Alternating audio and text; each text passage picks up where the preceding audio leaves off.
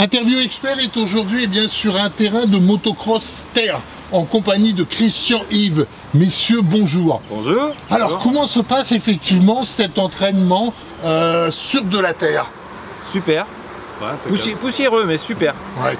C'est un endroit un petit peu particulier qui est un petit peu difficile à trouver. Campagne les Édignols, c'est exact. Campagne les Édins. Les Édins. Pour vous, la terre, c'est vraiment quelque chose que c'est une vraie passion derrière? Ah oui, 45 ans, plus de 45 ans. Vos meilleurs titres au niveau terre, c'est quoi? 3e en Picardie. Ouais.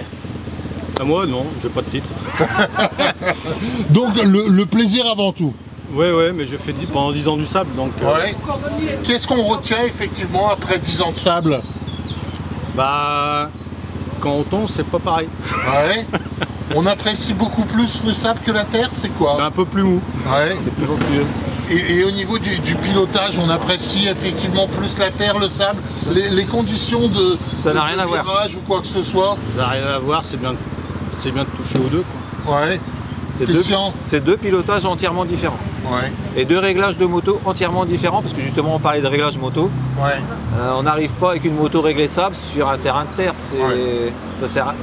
On est perdu, quoi. Bon, à part le pneu, non, je parle réglage. Je parle même pas pneu. Ouais. Simplement régler la fourche plus haut, le guidon différemment, plus de vent, toutes ces choses-là. Bon, Christian, vous avez fait pendant très longtemps du thermique. Aujourd'hui, on est passé à l'électrique. Oui. C'est quoi la différence? C'est génial. Ouais, mais encore. Ah, faut essayer. Les sensations sont différentes. La première fois qu'on monte sur une moto électrique, c'est quoi? Qu'est-ce qu'on va effectivement retenir par rapport à la moto thermique? Toutes les gens qui ont essayé électrique sont surpris. Oui. Et agréablement surpris, justement. On monte sur une moto électrique en disant « l'électrique avec un... » c'est vrai, toi aussi, tu as un a priori. Ce que tu m'as dit, c'est que ce qui nous perd un peu au début sur l'électrique, parce que j'ai essayé, c'est qu'il n'y a pas de vitesse. Oui. On passe pas de vitesse, alors un peu perdu. Ouais. Il n'y a pas de vitesse, il n'y a pas d'embrayage. Il n'y a pas d'embrayage. Les freins sont au poids à la poignée. Ouais. Donc ça perd un peu, mais c'est vrai que la puissance est développée, c'est une puissance linéaire et ça change totalement du thermique. Au niveau des virages, d'une manière générale, c'est complètement différent. On ressent effectivement... C'est beaucoup plus facile. C'est un vélo. Pourquoi plus facile? Parce que là, si tu veux, tu es forcément sur le bon rapport. Oui. Sur une thermique, tu as une boîte de vitesse. Oui.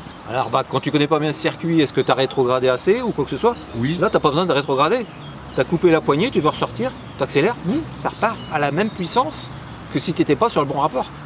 Cela veut dire effectivement que la moto électrique, au niveau des rapports, au niveau de la puissance, c'est un plus par rapport à la... Ouais.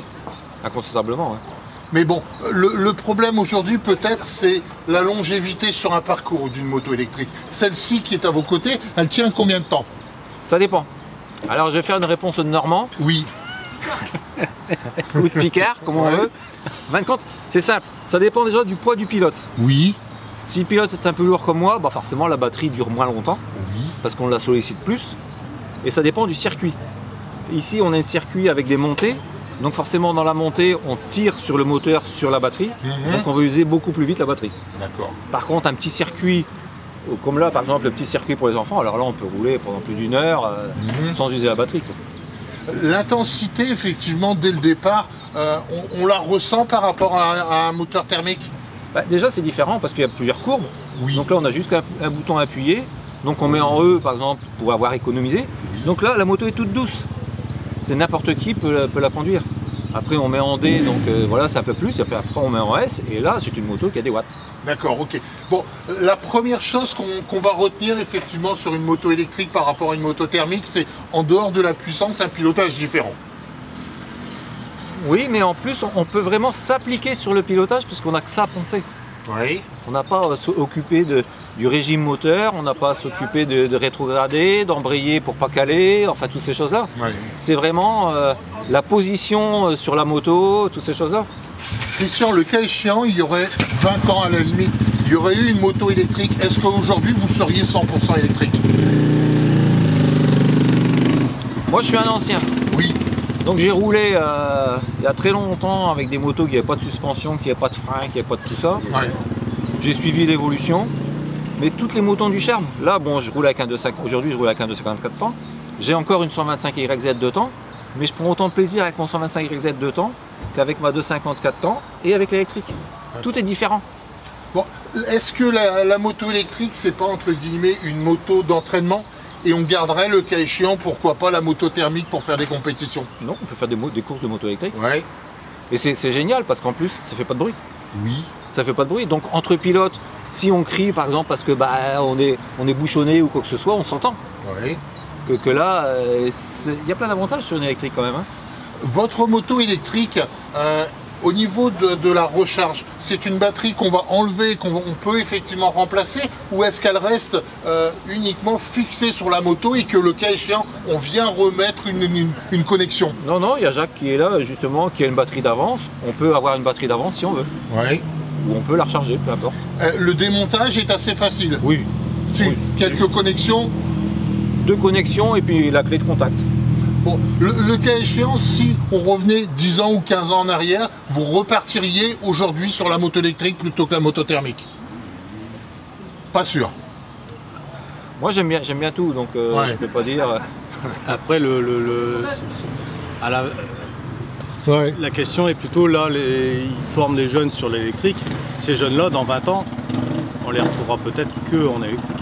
Oui. Parce qu'ils n'auront pas goûté forcément à thermique. Ouais. Donc, le cas échéant, est-ce que on va partir effectivement sur toutes des motos électriques sur des parcours, ou le cas échéant, on va garder quand même le thermique? Le thermique reste quand même pour beaucoup de personnes aujourd'hui, beaucoup de pilotes, une moto qu'on apprécie encore. C'est vrai.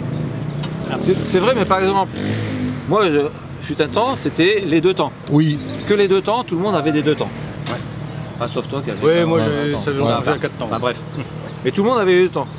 Moi j'ai acheté l'une des premières 4 temps, c'était un 600 LC4, et tout le monde me disait c'est quoi ton poum poum là, 4 temps, ça fait un bruit dégueu, ça va pas avancer, ceci, cela. J'ai fait Formaron, j'ai fini en S50 à Formaron avec mon poum poum, ouais. Que tout le monde critiquait. Et après, tout le monde s'est mis sur des poum poum, hein, en 98 par là, c'était les 400, moi, 426, tu avais acheté le 426, tout ça. Donc tout le monde s'est mis sur des poum poum, et on a commencé à dire, oh, les 2 temps c'est la merde, on n'en veut plus, ceci, cela, ça fait du bruit, il y a de l'huile, enfin bref. Ouais. Et puis voilà, donc c'est l'évolution, c'est les modes aussi, hein. Il y a des phénomènes de mode, et je pense que l'électrique ça sera pareil. Est-ce que sur le long terme, il ne serait pas plus agréable, plus judicieux, du moins techniquement si cela est encore possible, d'arriver à avoir une batterie qui dure plus longtemps? Ah bah disons que si, déjà sur la Stark, la batterie dure beaucoup plus longtemps, mais après c'est pas le même prix hein, aussi. Ouais. Hein, oui, mais ça bloque pour les enduros. Ouais. Mais après les mecs qui veulent faire 3 heures d'enduro. Ça, on peut pas le faire quoi. Bah si, tu changes la batterie. Ouais. Ouais, faut à chaque fois. Ah bah ça va vite, hein. Une batterie c'est beaucoup plus rapide qu'un filtre à air. Hein. Ouais. Et t'as pas de filtre à air à faire. C'est ça aussi l'électrique. Hein. L'électrique, il n'y a rien à faire. Il n'y a pas de vidange, il n'y a pas d'essence à mettre, il n'y a rien. Il y a juste, hop, on branche, terminé. Et on part. On s'en va prendre le casse-croûte et puis c'est bon. Hein. On revient, on remonte sur la moto. Ok. Bon, le cas échéant, vous seriez prêt, pourquoi pas, à faire le Touquet avec ce type de moto? Celle-ci, non, elle n'est pas assez puissante. Non. Avec une Stark, oui. Ouais. Ah oui, avec une Stark, sans souci. Question subsidiaire, cette moto, c'est l'équivalent plutôt d'un 2,5? Celle-ci, non, 125. 125. Ça équivaut plus à une 125, mais il faut savoir que ça, c'est une enduro. Oui. Donc forcément, des suspensions un peu molles et tout ça. Ouais. La question qui fâche, le prix? Avec les réductions d'impôts et tout ça, ça doit être dans les 6002, mais ça, il faudrait plus demander à Jacques, c'est lui le vendeur. Donc 6200 € pour une moto type 125 en électrique. Ouais. Homologué. Homologué. Donc on peut aller chercher pain avec. Ouais. Le cas échéant, l'équivalent en 2,5 ou en 4,5, il faudrait compter combien au niveau prix? Faut demander à Jacques. Ça, c'est demander à Jacques, ça doit être, je sais plus, 8-9 000. Hein, l'électrique. Ouais. Donc, voilà, après, il faut partir sur la Stark. Ah bah non, mais la Stark, c'est encore pire. Elle est encore beaucoup plus chère. Et la Stark est encore plus puissante qu'une 450. Hein. Ouais. Si on la met à 80 chevaux, d'accord. Il y a personne qui sait qu'à conduire déjà à 80 chevaux. Okay. Donc bon. Bon, on verra le cas échéant, peut-être que cette année, le championnat de motocross va commencer par Berck au mois d'octobre. Est-ce que nous aurons, pourquoi pas, des motos électriques qui viendront sur le circuit? Déjà sur terre, là on va faire Isberg le 17 août, oui, où il y aura une course 100% électrique. D'accord. Hein, le Supercross Nocturne Isberg le 17 août sera avec une session 100% électrique. Le plus important, ça serait effectivement de différencier au niveau des compétitions le thermique de l'électrique. En France, c'est comme ça. Ouais. Hein, ils ont commencé à faire un peu une différence, ce qui est un peu dommage, mais bon. Après, il y a un truc qu'il faut dire, c'est que l'électrique, avant on avait des circuits de BMX en ville.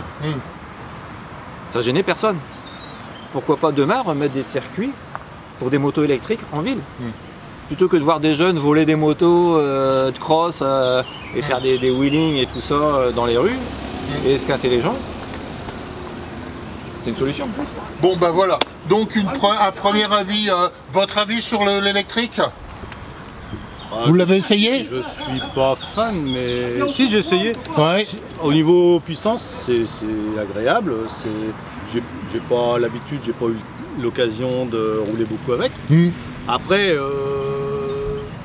le problème des électriques, c'est que on retrouve les groupes électrogènes sur les terrains maintenant. Ouais. Un peu plus. Ou alors le cas échéant, il faut avoir la possibilité d'arriver avec une batterie quand celle-ci est démontable pour être remplacée. Mais ça coûte un bras. Mais ça coûte un bras. Voilà. C'est effectivement peut-être le point où ça coince le plus. Écolo, mais écolo, mais bon, il faut le groupe à côté. Voilà. Non, et puis l'écolo, c'est une vaste fumisterie. La batterie, ça vient de où? On met quoi dans la batterie? Exactement. Et on en fait quoi quand elle est plus valable? Exactement. Donc c'est pas écologique. Une batterie pour moi n'est pas quelque chose d'écologique. C'est une fumisterie, c'est l'État qui nous a sorti ça. Il faut rouler à l'électrique, mais pour moi, ça pollue beaucoup plus que du thermique. C'est pour garder de la croissance, pour amener les gens à faire quelque chose de différent. Bon, le cas échéant, on va les rouler un petit peu en thermique. En attendant, pourquoi pas l'électrique? Ouais, faudra essayer. Ok, d'accord. Avec grand plaisir. Merci bien.